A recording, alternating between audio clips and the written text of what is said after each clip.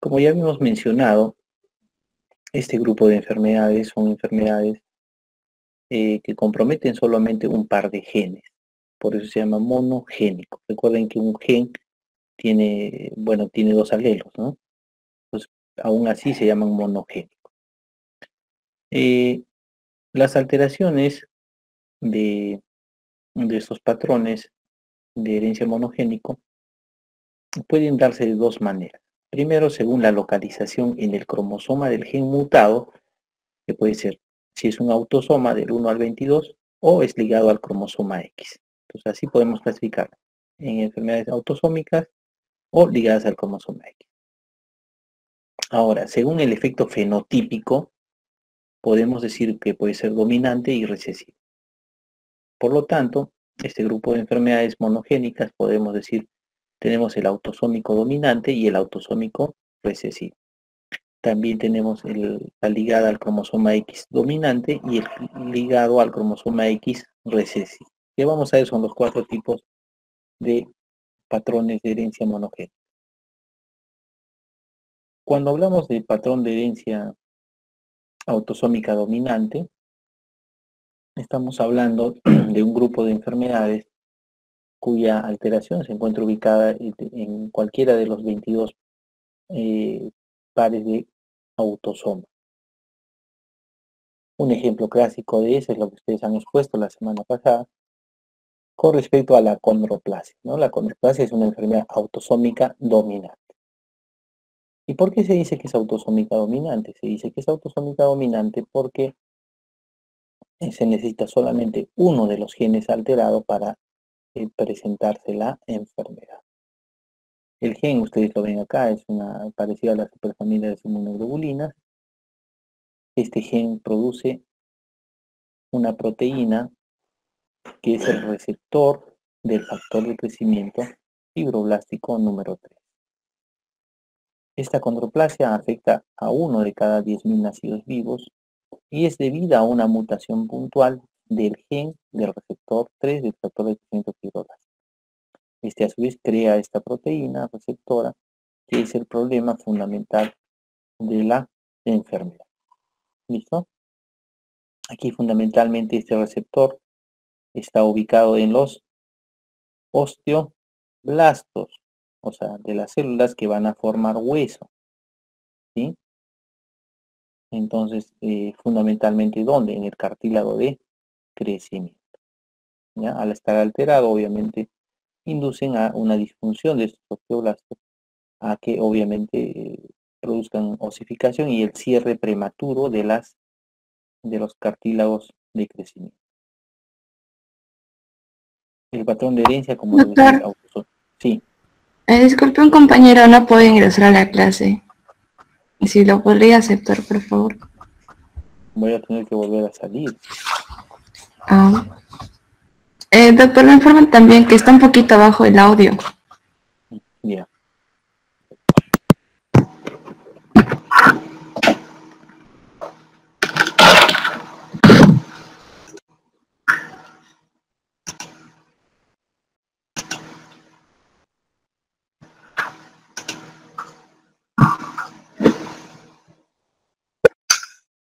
Otra vez. Miren, apenas empecemos la clase, solamente tienen 10 minutos para acoplarse, ¿ya? Si realmente ya pasan los 10 minutos, ya no vamos a aceptar a los alumnos porque, miren, tengo que salir de la clase, tengo que volver a cargar otra vez el PowerPoint y eso obviamente retrasa y obviamente a los alumnos que son puntuales, nuevamente, otro más.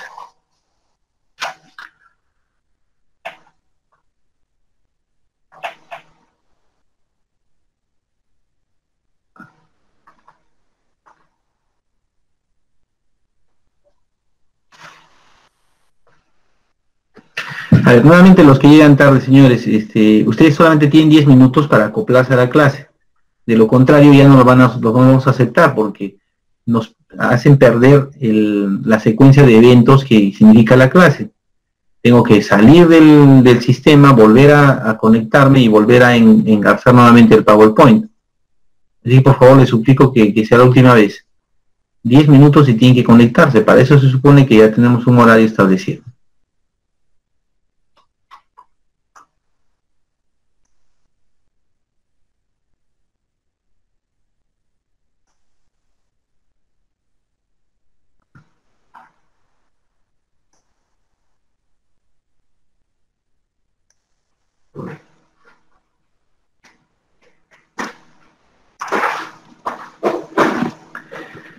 Bien. ¿Cómo es la transmisión de la herencia autosómica dominante? Solamente, como les mencionaba, se necesita el gen dominante alterado que hace que tenga la persona enferma, ¿no? En este caso es un matrimonio entre una persona enferma con acondroplasia, o sea, un acondroplásico, con una persona normal. ¿Listo? Acá está el acondroplásico con una persona, con una mujer normal.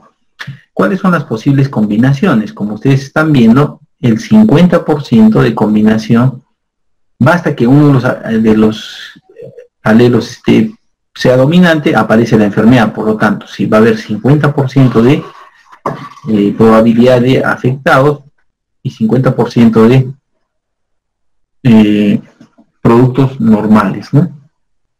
O sea, hijos normales. ¿Ya? Acá tenemos las posibles combinaciones de cada uno de ellos. Son 50% normales y un 50% de enfermos.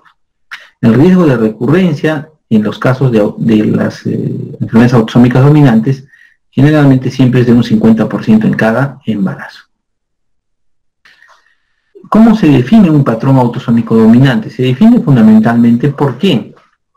Porque se presenta en todas las generaciones. No hay un salto generación, miren, la generación 4, 3, 2, 1, todo siempre existe una persona o un sujeto enfermo. ¿Ya? Esa es una de las características. Entonces podemos concluir que los criterios del patrón de herencia autosómica dominante es los individuos afectados generalmente siempre van a tener un progenitor afectado, ya sea padre o madre. La excepción serían las neomutaciones o la penetrancia reducida. ¿Listo? Primero. Entonces, siempre uno de los padres tiene la enfermedad.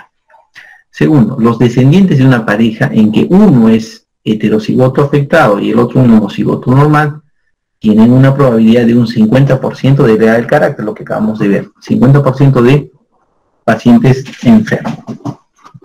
¿Ya? Si los miembros son fenotípicamente normales de una familia, no van a transmitir el fenotipo a sus hijos, salvo en los casos de penetrancia reducida.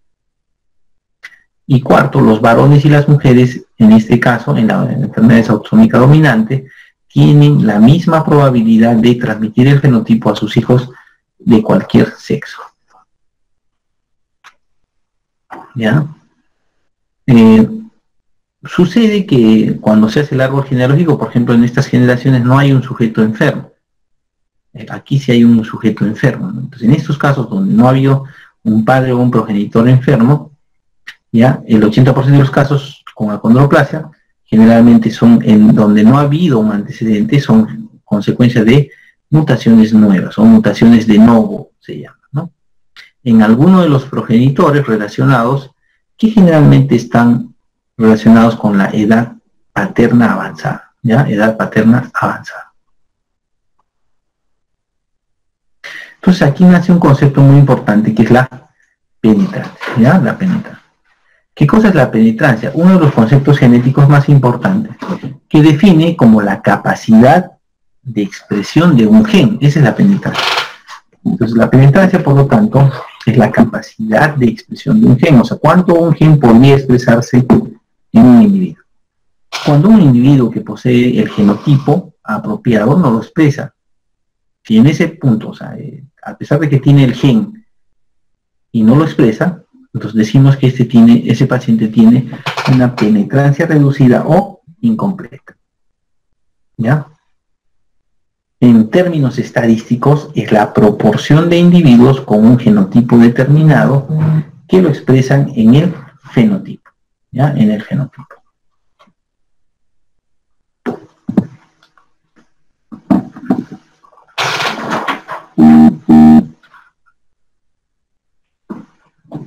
El otro concepto en genética es la expresividad variable. ¿Listo?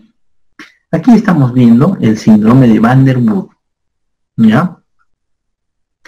A ver, ¿quién?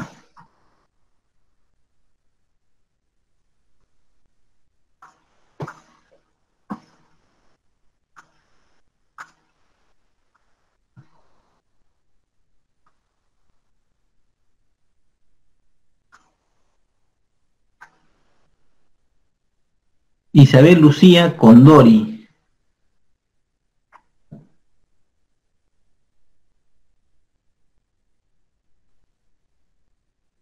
Isabel Lucía Condori. Sí, doctor. Buenas noches. Hola, ¿cómo estás? Buenas noches. Estás viendo la lámina, ¿verdad? Sí. Ya.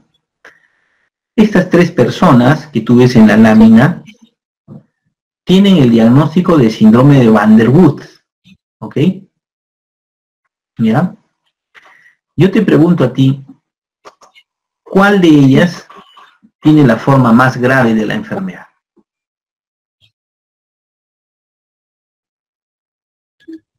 La de la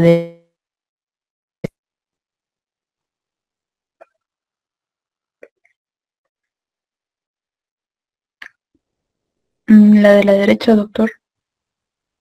La bebé, ¿no es cierto? Esta bebé que tiene labio leporino bilateral, ¿no? Paladar hendido, ¿sí? ¿Y esta persona? A las justas se ve algo de, ¿no?, de una pequeña cicatriz, una dismorfia del maxilar superior, y este es un intermedio, ¿no? Un intermedio. Hay ciertas dismorfias en el labio inferior, si te das cuenta, ¿ok? Entonces, el grado de expresividad de un gen, en este caso el gen defectuoso de Van der Waals, se expresa más en este fenotipo que en este fenotipo de esta mujer, ¿ok? Cuando en una sola enfermedad, ¿sí? Cuando en una sola enfermedad, el síndrome de Van der Waals o cualquier enfermedad, ¿ya?, es diferente en cada individuo, eso se conoce como expresividad variable. ¿Listo? Entonces, podemos encontrar diferentes grados de expresividad variable. ¿Ya? Ok, gracias. Jacqueline Cerezo.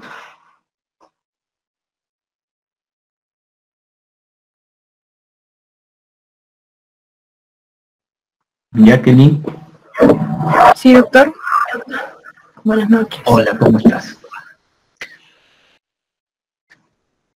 Vamos a volver a ver la expresividad variable.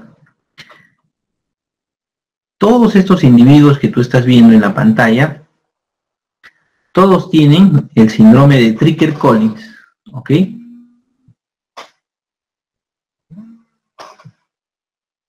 ¿Listo? Dime tú, ¿cuál de ellos tiene la forma más grave?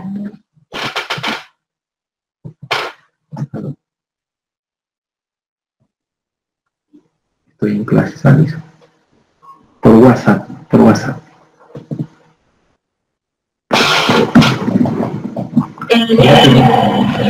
El primer bebé, doctor. El primer bebé. El primero y el de abajo, ¿no es cierto? De la derecha. Sí, también. Uh-huh. En cambio, los dos adultos también tienen Tricker-Collins, pero no se les nota, digamos, tan expresiva, digamos, los defectos, ¿no? Entonces, eso habla que con el gen defectuoso puede dar diferentes grados de expresividad fenotípica en cada uno de los individuos, ¿ya? Eso se llama expresividad variable. ¿Ok? Muy bien, gracias.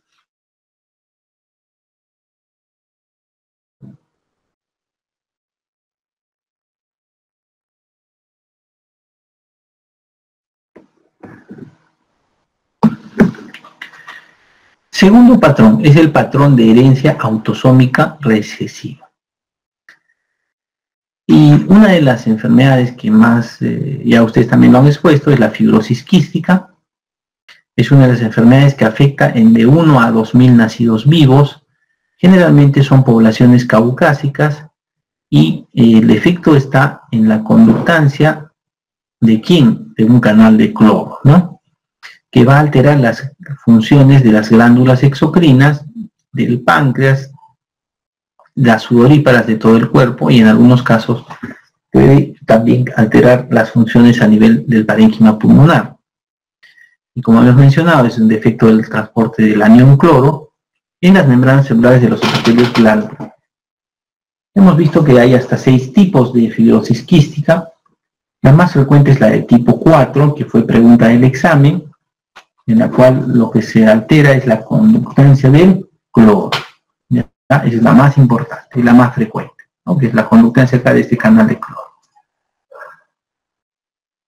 En el patrón de herencia autosómico recesivo, como su nombre lo indica, son genes recesivos, es decir, tienen que, para que se desarrolle la enfermedad, ambos genes tienen que estar defectuosos.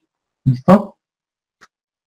Según su árbol genealógico, generalmente los progenitores, miren en este caso, los progenitores van a ser portadores de la enfermedad.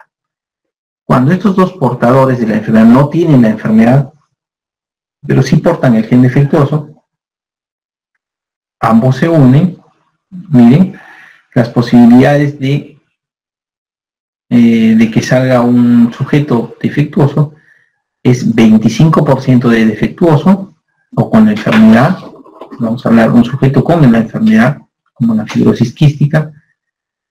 Vamos a tener 25 más 25, un 50% de sujetos portadores de la enfermedad y un 25% de sujetos normales. Miren la diferencia en las probabilidades de tener sujetos enfermos, portadores y normales. A diferencia de la autosómica dominante, generalmente aquí el tema va con relación a los portadores, ¿no? Es la diferencia con los dominantes. Por lo tanto, los descendientes de un matrimonio de heterocigotos, porque ambos son heterocigotos, va a tener un 25% de riesgo de recurrencia de la enfermedad. Veamos otros ejemplos. Aquí, por ejemplo, estamos hablando de una mujer con una enfermedad, ya, o sea, ella tiene está afectada por la enfermedad, y un varón que no tiene la enfermedad, es decir, uno sano, ¿no? ¿Qué tenemos acá? Vamos a tener 50%, perdón, en el caso de cuando hay una unión entre una madre con la enfermedad y un varón sano, el 100% de los hijos van a ser portadores, solamente portadores, ¿ya? A diferencia del segundo caso, en el cual hay un matrimonio entre una mujer afectada por la fibrosis quística y quien se contrae matrimonio con un varón portador, ya no es sano, sino es portador. Fíjense ustedes, van a tener 50% de probabilidad de tener sujetos enfermos y un 50% de sujetos portadores. Ya miren lo importante que es saber cuál es la forma de unión y qué posibilidades de uniones existe entre las posibles combinaciones, ¿no? A mayúscula con A minúscula, portador. A mayúscula con A minúscula, portador. ¿Sí? A minúscula más la A minúscula, este ya es un sujeto recesivo, afectado, enfermo. De la misma manera el siguiente caso. ¿Ya? En el caso del patrón de herencia autosómico recesivo, generalmente hay saltos generacionales. Miren, generalmente los progenitores son portadores. En muchos de los casos se ha visto que son consanguíneos. O sea, antiguamente se veía esto cuando se producían los matrimonios entre sujetos emparentados, ¿no? Familiares cercanos, primos, primos lejanos, tíos, sobrinos y todo lo demás. Como consecuencia de esto, los criterios para el patrón de herencia autosómico recesivo son los individuos que expresan un fenotipo recesivo. Generalmente los progenitores son sanos, pero portadores para el alelo mutante, ¿ya? Eso ya hemos definido. 2. La probabilidad de tener hijos que expresen el fenotipo en un matrimonio de portadores es 25%. A diferencia cuando es un afectado más un portador es 50%. Y en el caso de que los dos sean solamente, o la mujer sea afectada y el hombre es sano, hemos dicho que todos son portadores, no enfermos, ¿no? Muy bien. Tercer punto, o tercer criterio. Los padres de los individuos afectados generalmente son consanguíneos, ¿no? Y en este punto también, tanto los varones y las mujeres presentan la misma probabilidad de presentar el fenotipo afectado. Después aparece otro concepto en genética que es la pleiotropía, ¿no? ¿Qué es la pleiotropía? Es una propiedad, es una capacidad de un gen de producir manifestaciones fenotípicas aparentemente no relacionadas en varios tejidos y órganos. Por ejemplo, el gen de la fibrosis quística es un gen pleiotrópico. ¿Por qué? Porque va a causar alteraciones pulmonares, en el páncreas, en las glándulas sudoríparas y también en los conductos seminíferos. Miren, en 4 órganos se produce este tipo de alteraciones por efecto pleiotrópico del gen de la fibrosis quística. Muy bien, aparece también otro concepto en las enfermedades autosómicas recesivas, que es lo que se llama la heterogeneidad alélica. En esta enfermedad, en la enfermedad de fibrosis quística, se han descrito, se han encontrado, se han investigado más de 400 mutaciones en el mismo gen. Miren la cantidad de mutaciones, ¿no? Pero provocan el mismo cuadro patológico igual, la conductancia del flor. Este fenómeno por el cual múltiples mutaciones de un solo gen producen el mismo cuadro clínico es lo que se denomina la heterogeneidad alélica. ¿Listo? Muy bien. Ahora, la heterogeneidad genética más bien es otro concepto en el cual las mutaciones en diferentes genes pueden producir un cuadro clínico igual. Por ejemplo, vamos a hablar más adelante en la tercera unidad de las mucopolisacaridosis, ¿no? De las mucopolisacaridosis tenemos, por ejemplo, el síndrome de Hunter y el síndrome de Hurler, ¿ya? Ambas son mucopolisacaridosis, ¿ya? Pero en el Hunter es una enfermedad recesiva ligada al cromosoma X, en cambio el síndrome de Hurler es una enfermedad autosómica recesiva. ¿Ya? Diferente gen, diferente cromosoma.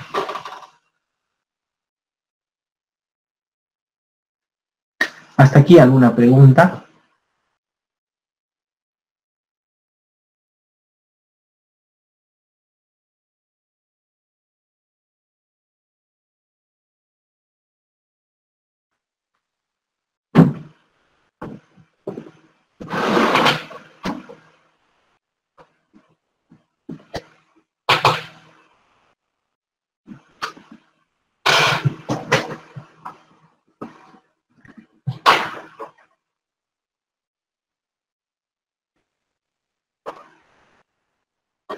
Muy bien.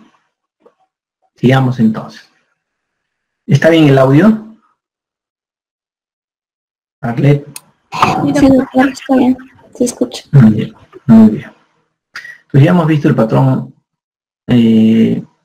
monogénico de herencia ligado a los, digamos, a los autosómicos dominantes, ¿no? Eso el patrón autosómico dominante y recesivo. Ahora vamos a ver el patrón de herencia ligado al cromosoma X, el dominante y el recesivo. Ahora vamos a ver en primer lugar el recesivo, ¿no? Una de las enfermedades que tiene esta configuración es la distrofia muscular de Duchenne, ¿ya? La distrofia muscular de Duchenne. En esta enfermedad es una enfermedad básicamente neuromuscular, pero muscular fundamentalmente, en el cual hay una alteración en el gen de la distrofina. La distrofina es una proteína que le va a dar estabilidad a las fibras de actina y de miosina, ¿no? En donde las fibras musculares de los miocitos. Lo que pasa es que la alteración, la mutación de este gen de la distrofina va a hacer que los músculos se vuelvan, que reblandezcan como gelatina, ¿no? Y al no tener esa función no le va a dar estabilidad, no va a poder hacer contracción muscular, va a haber debilidad y hipotrofia muscular. Esta enfermedad afecta a 1 de cada 3.000 varones nacidos vivos y se debe fundamentalmente a mutaciones en un gen que va a codificar para la proteína distrofina. ¿Listo? O sea, el gen de la distrofina es el que tiene mutaciones, ¿no? Esta se encuentra asociada a la membrana celular de las células musculares, estriadas, esqueléticas y cardíacas, ¿no? O sea, también puede haber afectación cardíaca.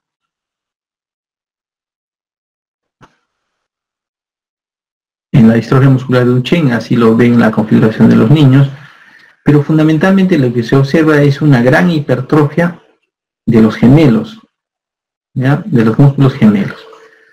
Aquí en la biopsia muscular, miren, las miofibrillas son reemplazadas por un tejido gelatinoso que distorsiona la arquitectura de los miocitos.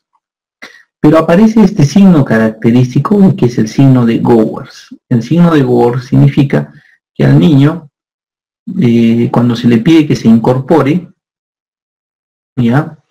No lo hace doblando las rodillas, sino se incorpora cogiéndose los talones de ambos pies y progresivamente va ascendiendo las manos hasta ponerse en la posición erguida. Ese signo se llama el signo de Gowers. Ya sabemos que la transmisión de los cromosomas sexuales provienen de ambas líneas materna y paterna y que configuran finalmente, si en el caso de las mujeres, el X viene del padre, el otro X de la madre. ¿Ok?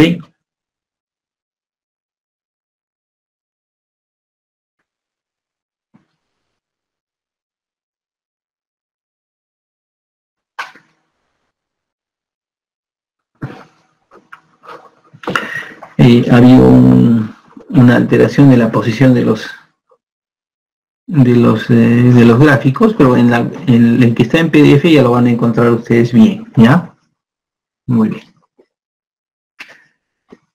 Sigamos, en el patrón de herencia ligado al cromosoma X recesivo, como en el caso de la distrofia muscular de Duchenne, acá por ejemplo tenemos el gen defectuoso, ¿no?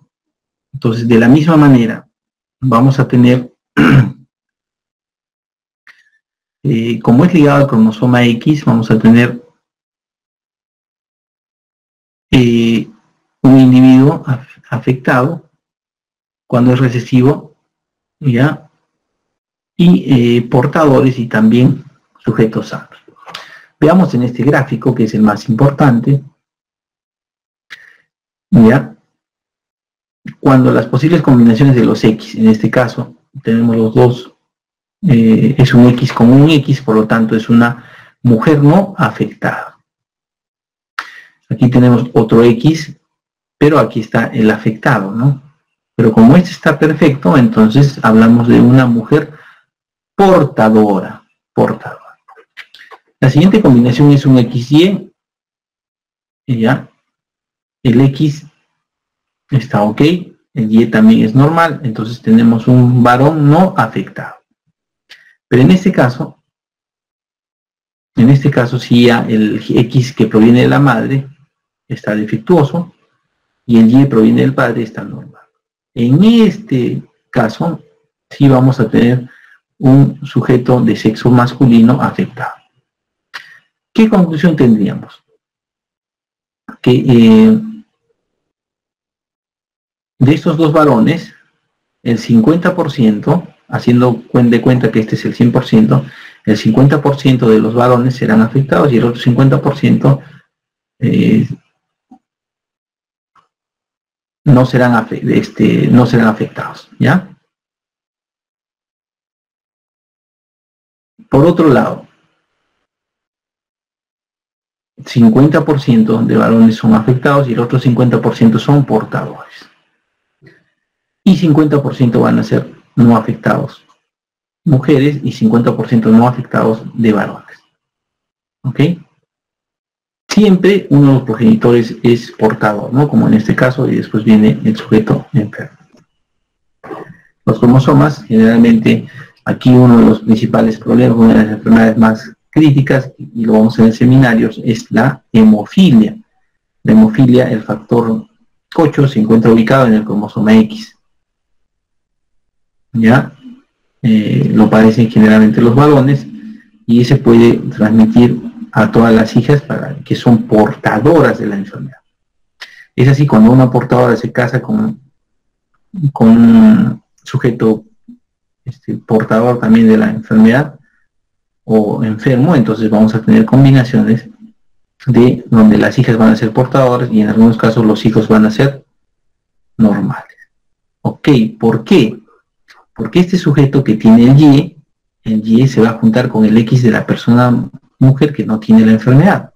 Por eso es que todos los hijos van a ser varones, van a ser normales. Esto les decía, el patrón de herencia recesivo, hay salto generacional o son portadores.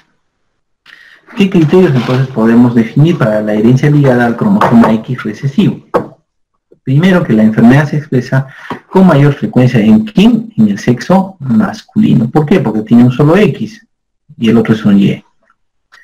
El gen mutado es transmitido por el varón afectado a todas sus hijas, las cuales van a ser portadoras. O sea, eso es lo que sucede, ¿no? Y estas portadoras lo van a transmitir al 50% de sus hijos varones que expresarán la enfermedad. Los varones afectados no transmiten su gen mutado a los hijos varones, claro, porque solamente le dan el Y y la enfermedad está en el cromosoma X. 4. Los varones afectados transmiten la enfermedad a sus nietos varones a través de sus hijas portadoras.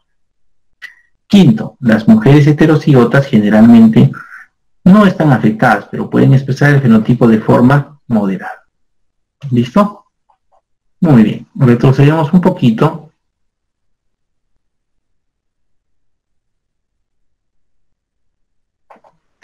Y hablamos del patrón de herencia ligado al cromosoma X dominante. En esta enfermedad, hay enfermedades que son ligadas al cromosoma X dominante, ¿ya? Basta que, como les decía, en el dominante en este caso, va a afectar tanto a varones como a mujeres, ¿no? En la descendencia de una mujer que está afectada por la enfermedad ligada al cromosoma X dominante, los hijos, ya sean mujer o varón, tienen un 50% de riesgo de padecer la enfermedad. Como es autosómica, como es ligada al cromosoma X dominante, aquí no hay salto generacional. Todas las generaciones tienen un sujeto a la enfermedad.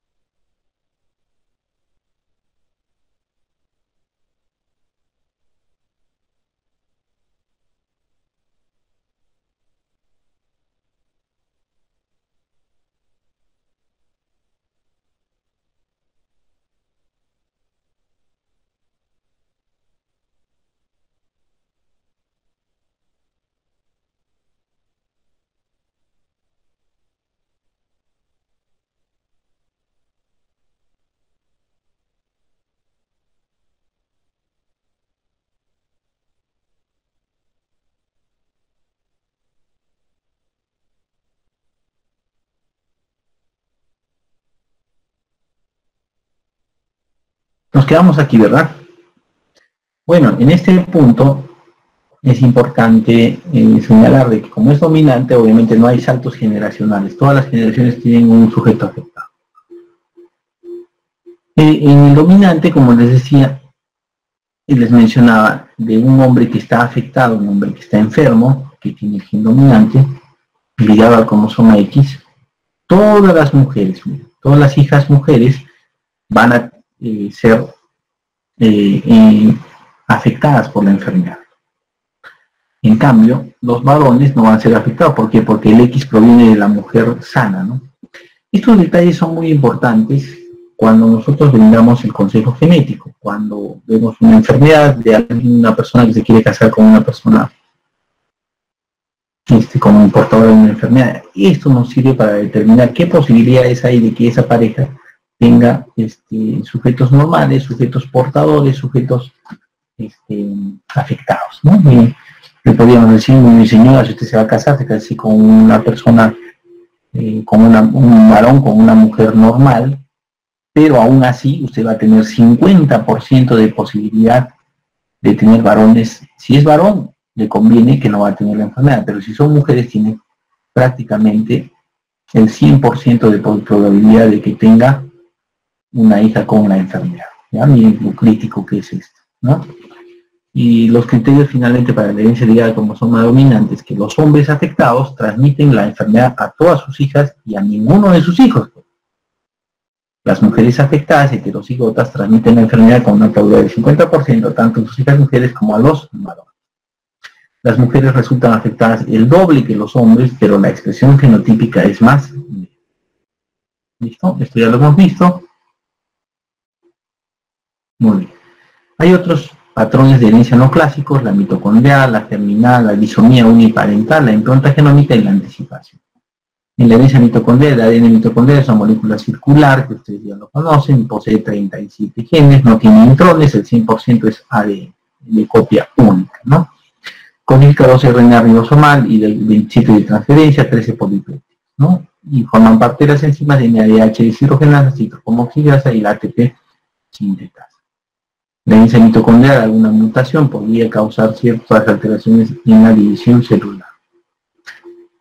Otro concepto en genética es el mosaicismo gonadal o germinal. Este mosaicismo gonadal es debido a una mutación que está presente en un porcentaje de las células de las gónadas. Esto explicaría la ocurrencia de más de un hijo afectado por una enfermedad autosómica dominante cuando los progenitores tienen un fenotipo y genotipo normal. Miren, padre y madre son normales, pero sale un sujeto, ¿no? Por mosaicismo gonadal podría darle una enfermedad. Y eso tiene que ver con el proceso de fertilización y la división, como progresivamente esa célula anormal, ya sea del embrión, luego de la formación del blastocisto, ya podría generar este tipo de mosaicismo gonadal. Otro concepto importante es la disomía uniparental. Es cuando un organismo diploide presenta un par de cromosomas homólogos procedente de uno más de los progenitores. Ahí tenemos la heterodisomía y la isodisomía.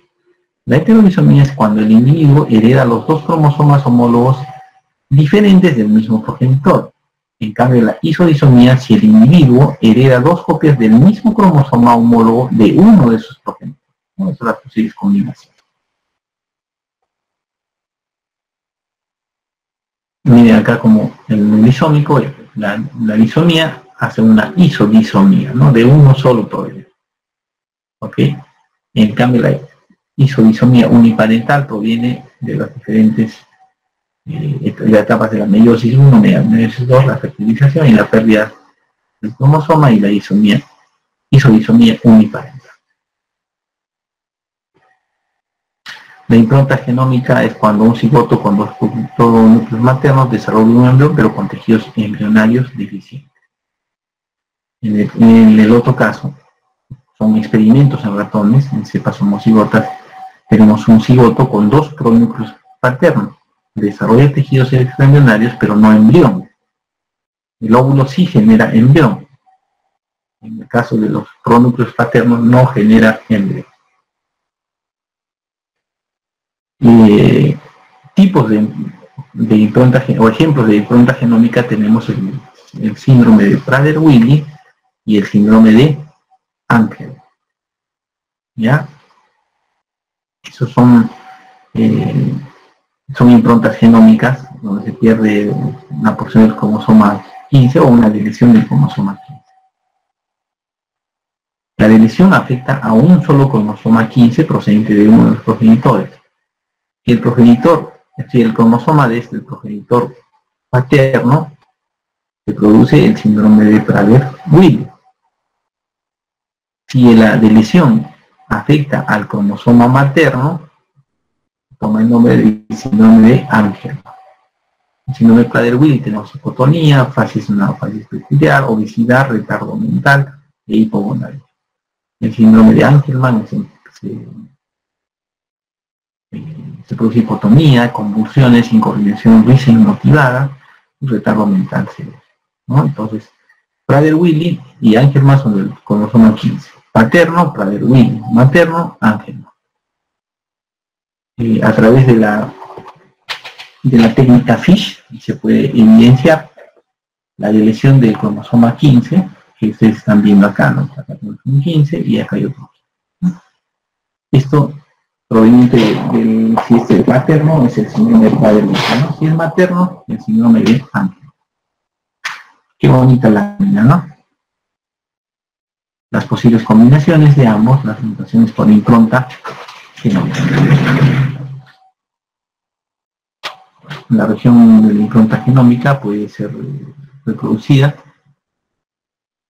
y, digamos, reproducida laboratorialmente, ¿no? Muy bien. Creo que esta es la última lámina.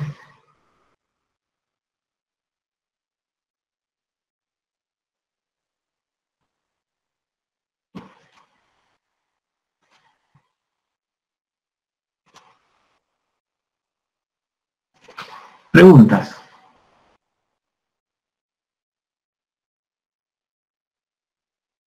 Doctor, disculpe.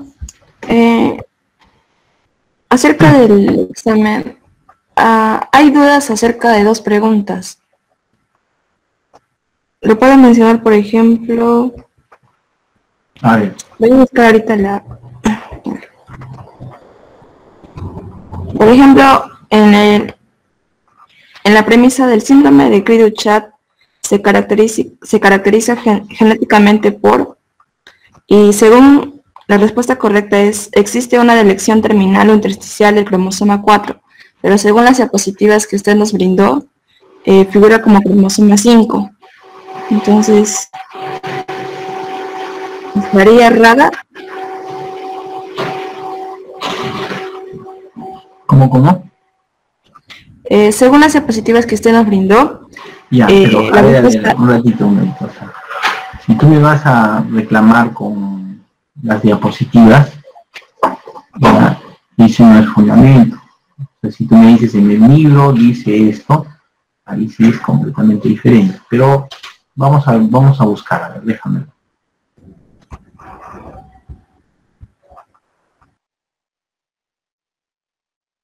Ya.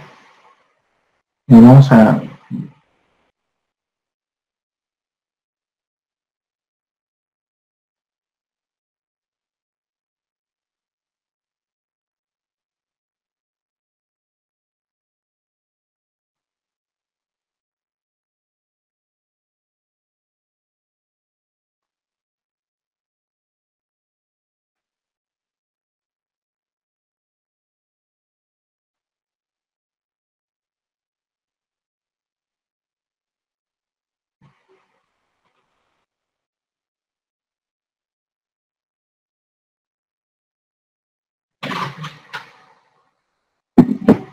Muy bien, vamos a continuar con ahora ya el otro tema que corresponde a enfermedades o el patrón de herencia multifactorial.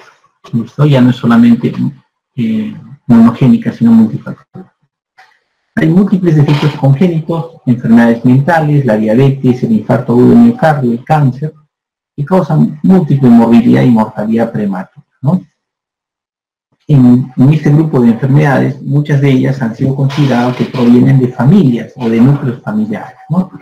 Pero durante su estudio, durante su investigación, he visto que no siguen una pauta mendeliana, sino que resultan de una interacción de factores genéticos y ambientales, ¿no? Que se considera por ese motivo de herencia multifactorial.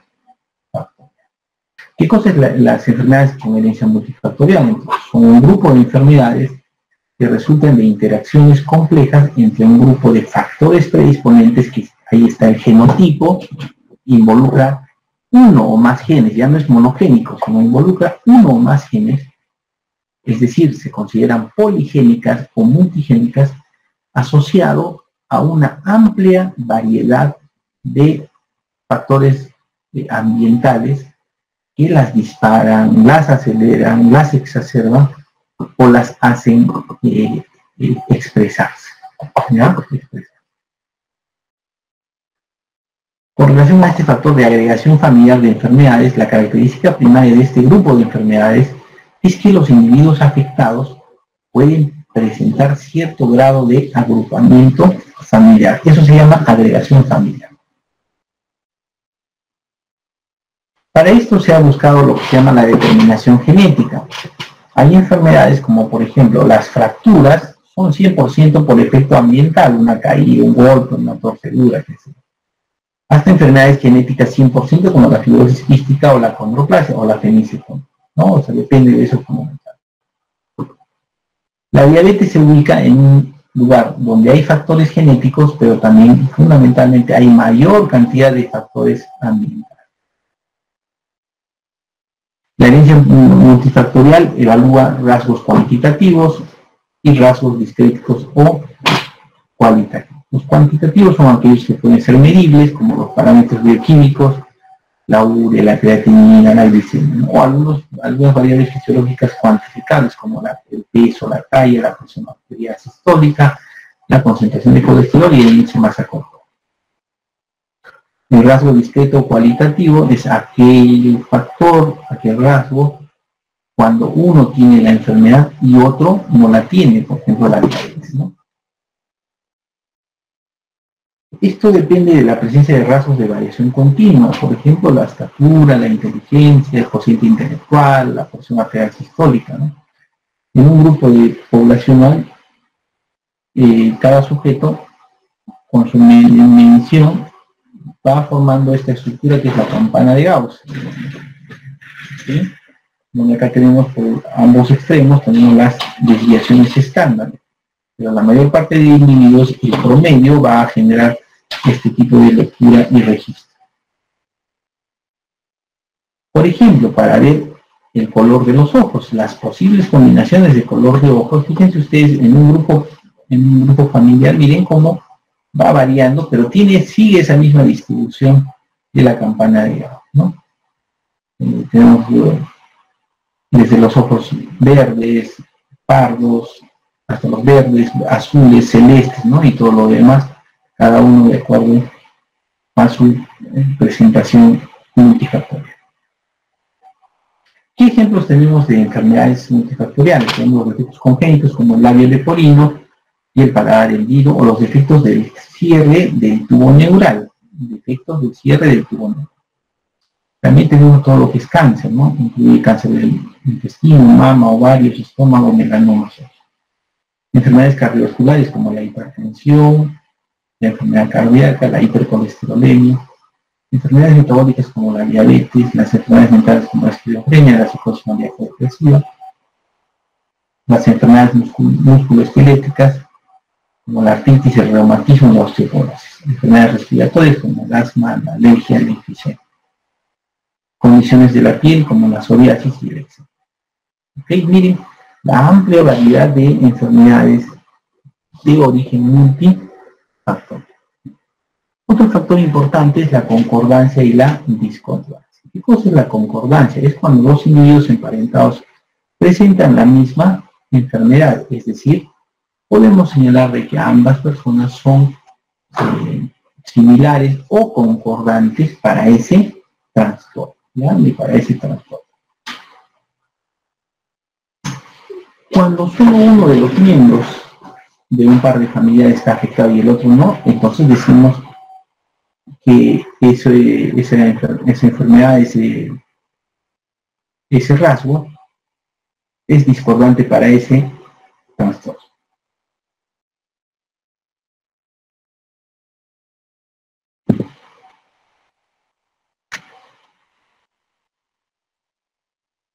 Las enfermedades con herencia compleja pueden resultar como consecuencia de factores ambientales sobre un fondo de genotipo propio de la enfermedad. En cambio, la discordancia del fenotipo en los parientes que comparten el mismo genotipo en unos loci que predisponen a la enfermedad se explica porque no han experimentado factores ambientales o aleatorios para ese trastorno. Una concordancia para la enfermedad menor del 100% indica que los gemelos monocigóticos, que los factores no genéticos desempeñan un papel importante en la enfermedad. Una concordancia mayor en gemelos monocigóticos que en disigóticos aporta una evidencia sólida de que existe un componente netamente genético para la enfermedad. ¿Listo? Los estudios en gemelos han demostrado, es un estudio que siempre lo comparto con ustedes, en el cual recuerden que los gemelos monocigóticos comparten prácticamente, su genotipo es idéntico en cada locus.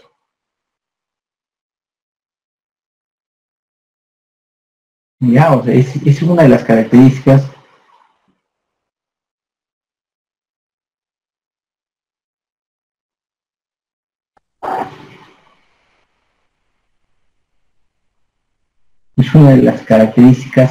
en los estudios que se han hecho en gemelos monocigóticos, ¿no? En ellos son siempre del mismo sexo, un bajo porcentaje, 0,3% de todos los nacimientos, ¿no? Y eso sucede porque el huevo cigoto se divide en dos, en la fase temprana de la embriogénesis. ¿Listo? Bueno, se hicieron estudios, por ejemplo, para enfermedades multifactoriales como la diabetes, en unos gemelos que tenían gran carga genética. Entonces separaron a uno de ellos y lo pusieron a dieta, actividad física, deportes de esfuerzo, una dieta saludable, evitar sedentarismo, evitar la obesidad, ¿sí? Y ese niño en el futuro no desarrolló diabetes. En cambio, el otro gemelo lo sometieron a una dieta rica en carbohidratos, en proteínas y lípidos, no hacía actividad física, era bastante sedentario, obeso, e indudablemente este niño es el que desarrolló diabetes, ¿no? Entonces ahí se dieron cuenta que efectivamente el factor ambiental es muy importante para la expresión de un fenotipo de fondo. Con los grados de relación y concordancia, por ejemplo, los más cercanos a 100, la epilepsia no traumática. Mientras todos los demás, la esclerosis múltiple, la diabetes, la esquizofrenia, la artritis reumatoide, la biolopodina, todas tienen menos del 100%, ¿no? Eso implica que el tema es básicamente multifactorial. Los gemelos disigóticos, o sea, son fecundados dos óvulos por dos espermatozoides, no es como el monocigótico, que es de uno solo, ¿no? Comparten el útero, son hermanos que comparten en promedio 50% de alelos, 50% son del mismo sexo y 50% de sexos diferentes, 0,2% de nacimientos.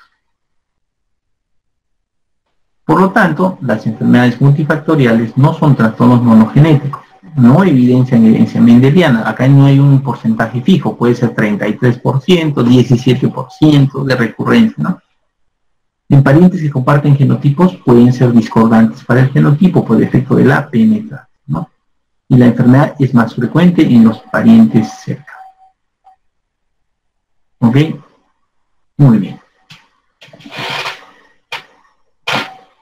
Algunos ejemplos de enfermedades multifactoriales con factores genéticos y ambientales conocidos. Vamos a ver ahora la retinitis pigmentaria digénica. Esta retinitis pigmentaria digénica, como su nombre lo está indicando, retinitis es una inflamación de la retina. Pigmentaria quiere decir que hay depósito de pigmentos en la retina.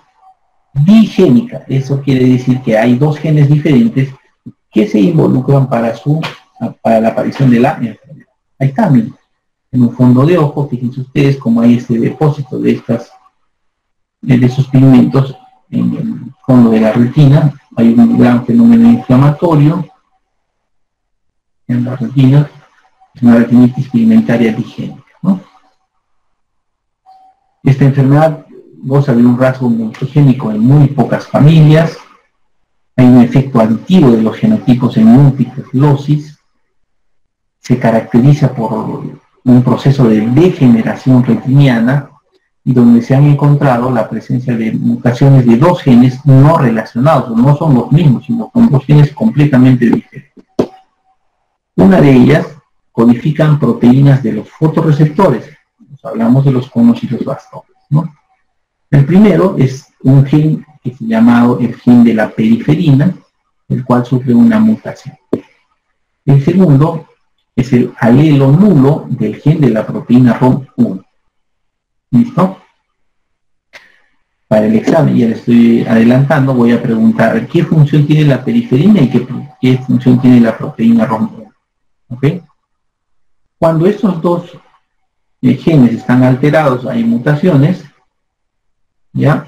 Estos pacientes son heterozigotos para ambas mutaciones, van a desarrollar la enfermedad. Pero si solo uno de ellos se altera y el otro está normal, no es suficiente para presentar la enfermedad.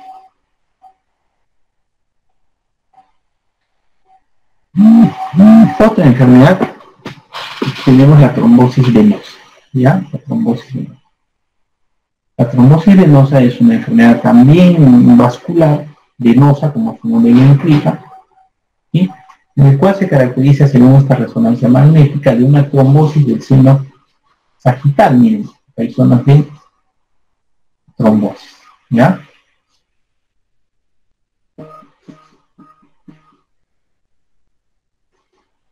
¿Listo? Esa trombosis venosa se produce como efecto de los estados de hipercoagulabilidad, en la cual se forman coágulos venosos y arteriales. Hay gran influencia del uso de anticonceptivos orales. Se conoce también con el nombre de trombosis venosa cerebral idiopática. Afecta a adultos jóvenes, cada vez uno por cada 100.000 personas, y se encuentra, fíjense ustedes, hasta 3 tipos de genes involucrados. Primero, un alelo mutante del factor 5, o llamado factor 5 de Leiden, que va a tener una sustitución de la quinina por una glutamina en posición 506 de la proteína. ¿Ya? Es una sustitución. Segundo, esta mutación va a alterar el sitio de la escisión. Cuando hablamos de escisión de la zona del corte, para el metabolismo del factor 5, que va a producir la degradación de ese factor 5. Al no producirse la degradación del factor 5, obviamente este va a persistir en la sangre y va a promover la trombosis, ¿no? Por lo tanto, prolonga su tiempo de vida medio. Primer factor. Segundo factor, que existe la mutación del gen de la protrombina, en el cual va a cambiar una guanina por una adenina en la posición 20.210, que va a producir un incremento del nivel de su RNA mensajero, o sea, la va a promover a que haya mayor transcripción, y elevación de la traducción del gen de la protrombina. Con esto aumenta de 14 a 22 veces el riesgo de sangrado asociado al uso de anticonceptivos orales. Otra enfermedad es la enfermedad de Hirschsprung, la enfermedad de Hirschsprung, o llamado también megacolon congénito. Es en el cual, fíjense ustedes, hay una dilatación del colon de forma congénita en los recién nacidos, ¿ya? En los recién nacidos. En la tomografía, fíjense ustedes, se evidencia gran dilatación del colon. Y lo primero que se produce en estos casos, cuando se estudia esta enfermedad, que normalmente no tienen las austras que determinan la característica o distinción del colon. Y la ausencia de estas austras se debe fundamentalmente a la ausencia de tono muscular de su capa media. Y esto por un estado de falta de inervación de los plexos submucosos de Meissner y Auerbach. Por lo tanto, se produce una ausencia completa de algunas o todas las células ganglionares intrínsecas de los plexos submucosos de Meissner y Auerbach, ¿no? O plexos mientéricos. Lo que se produce es un estreñimiento por falta de peristaltismo, genera obstrucción intestinal y una gran dilatación, llamado megacorte. Se presenta uno de cada 5.000 recién nacidos. Si es que además de la enfermedad de Hirschsprung incluye anomalías de la pigmentación de los ojos y del pelo, toma el nombre de síndrome de Waterberg-Schaaf. Los pacientes, en este caso, pueden presentar el doble de riesgo para la enfermedad de Hirschsprung. ¿Qué alteraciones genéticas se ha encontrado? Se ha encontrado la mutación en el gen RET o gen del retinoblastoma, que está ubicado en el cromosoma 10 en la zona 11.2, que va a codificar un gen con actividad tirosínquinasa. ¿Ya? Se ha visto también que en la enfermedad de Hirschsprung hay una pequeña cantidad de familias en las cuales codifican un gen mutado para el factor neurotrófico derivado de líneas celulares gliales, o el PDNF, ¿no? Este factor neurotrófico probablemente es el receptor que guía la migración de las neuronas de la médula espinal hacia la zona de los plexos mientéricos, ¿no? También se ha encontrado que están involucrados un par de genes, el gen EDNRD, en el cromosoma 13, la función 22, que este es el más importante, ¿no? Porque se ha descubierto que este segmento de este locus codifica finalmente una proteína que es un receptor para la endotelina B. Esta endotelina B, este receptor está acoplado a una proteína G, ¿ya? Y además también se ha encontrado otro gen, el EDNR3, que va a codificar su ligando, que es la endotelina 3 en el cromosoma 20 en la zona 3.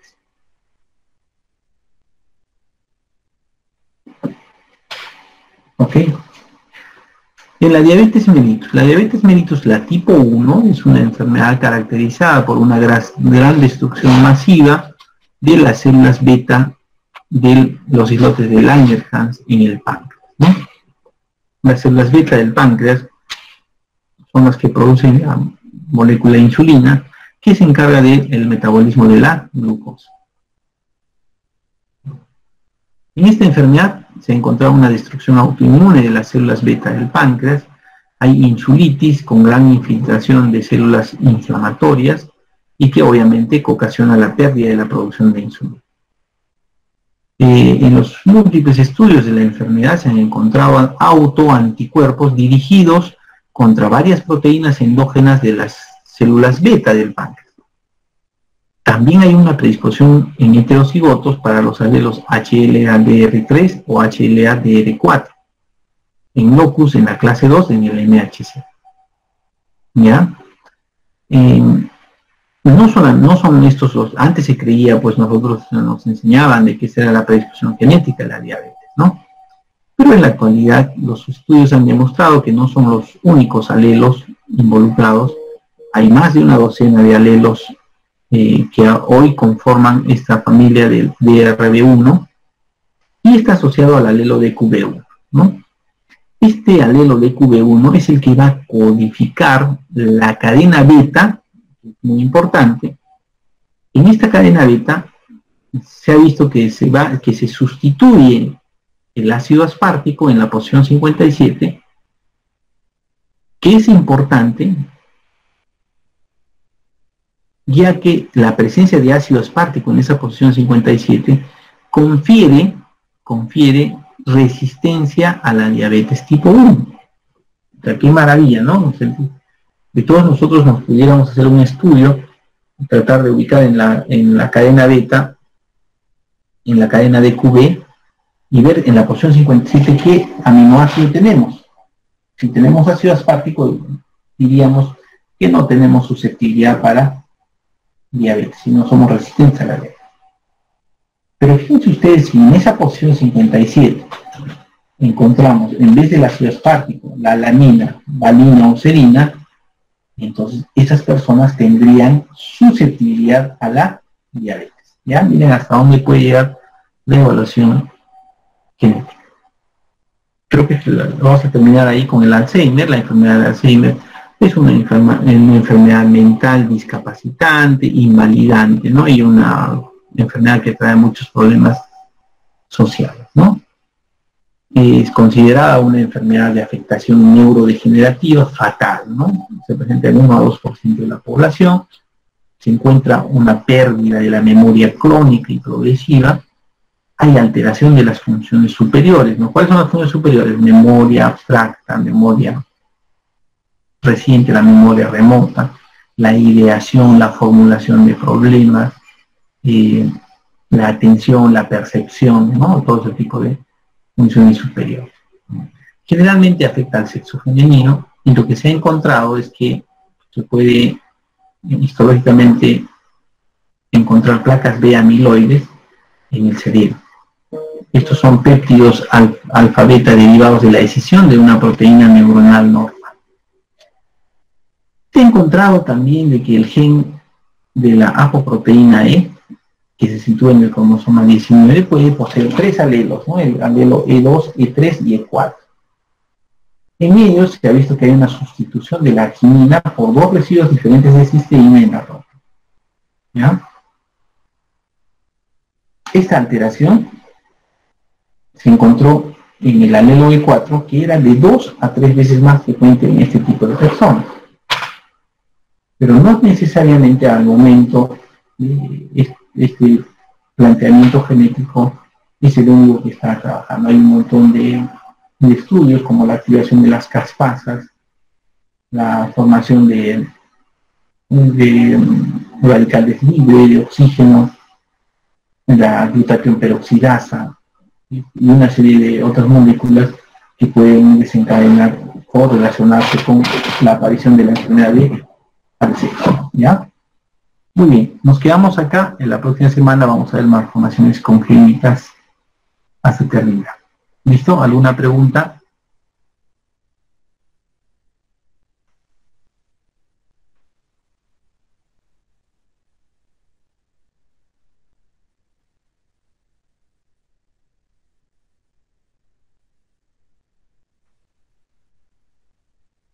Bueno, si no hay más preguntas, nos vemos la próxima semana, el martes, ¿ya? Adiós, Valeria.